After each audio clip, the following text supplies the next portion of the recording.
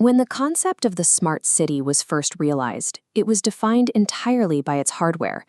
Municipalities bolted internet-connected sensors to streetlights and installed automated monitors inside drainage canals to achieve simple operational gains in energy usage and water management. But those sensors generate massive, continuous streams of data about the dynamic reality of urban life.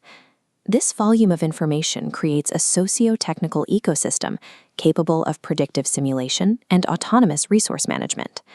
Because urban centers are the focal points for generational poverty and chronic homelessness, AI offers the ability to parse disparate datasets to identify the latent precursors to these social crises.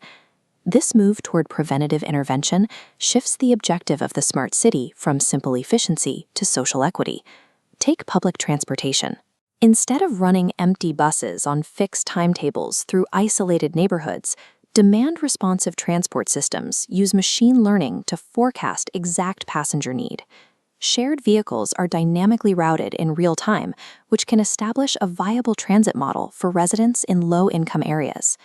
Municipalities are integrating these predictive algorithms directly into the foundational layer of urban governance. The resulting infrastructure moves beyond monitoring current events to automating the interventions that determine future outcomes.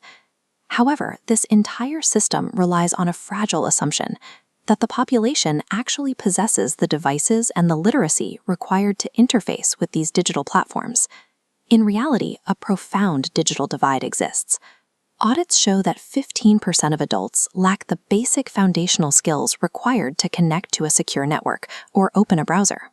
As essential public services and welfare applications migrate entirely to online portals, this lack of access creates a devastating poverty premium. Citizens without connectivity cannot compare utility tariffs, apply for jobs, or access Social Security, turning digital exclusion into a human rights violation. If we entrust human survival to algorithms without guaranteeing foundational digital access, we automatically lock vulnerable populations out of the civic square. We mathematically codify historical inequalities at a massive scale. Yet, when applied thoughtfully, these same predictive capabilities can alleviate acute human suffering. The traditional model of municipal social care is reactive. The state usually intervenes only after a vulnerable citizen is evicted or faces a severe mental health crisis.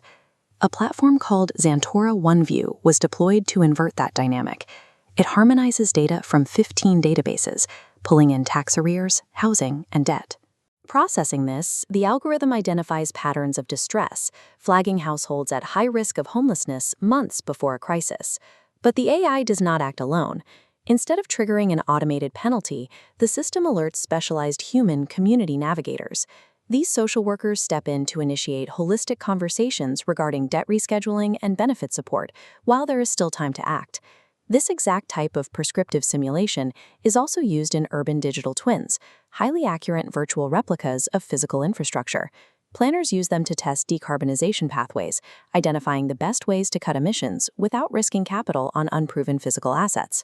In the case of the homelessness initiative, the deployment achieved a 40% reduction in the flagged cohort. The algorithm worked because it was used specifically to direct and empower proactive human empathy. However, deploying predictive analytics without that specific human oversight creates severe risks. When automated decision-making is injected into the broader welfare state, we see the consequences of algorithmic bias. Consider the UK's Department for Work and Pensions. In an effort to mitigate billions in losses, they deployed machine learning algorithms to vet thousands of welfare claims and detect fraud. The structural vulnerability here was severe. The algorithm operated as an opaque black box trained on historical data, which inherently carries historical prejudices. As a result, the system disproportionately targeted specific demographics based on age, disability, and marital status. Because the state relied on this flawed output, it established a hurt-first, fix-later paradigm. Life-saving financial support was instantly suspended based on an algorithmic flag, leaving vulnerable citizens to survive without benefits while waiting out lengthy human investigations. The model failed because it replaced human contextual understanding with cold, unmonitored mathematics.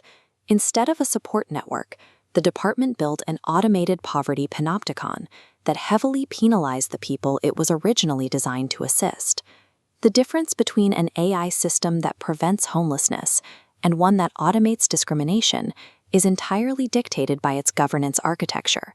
As autonomous systems take on greater administrative authority, cities must construct a robust, legally binding algorithmic transparency policy stack to act as a structural safeguard.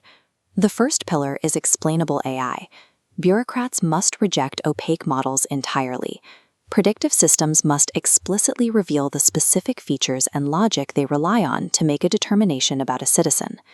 The second pillar requires banning corporate trade secrecy claims for any algorithm used in public service delivery. If a private vendor supplies a model to the municipality, the training parameters must be subject to public open records requests to allow independent scrutiny. Finally, there must be strict human-in-the-loop oversight.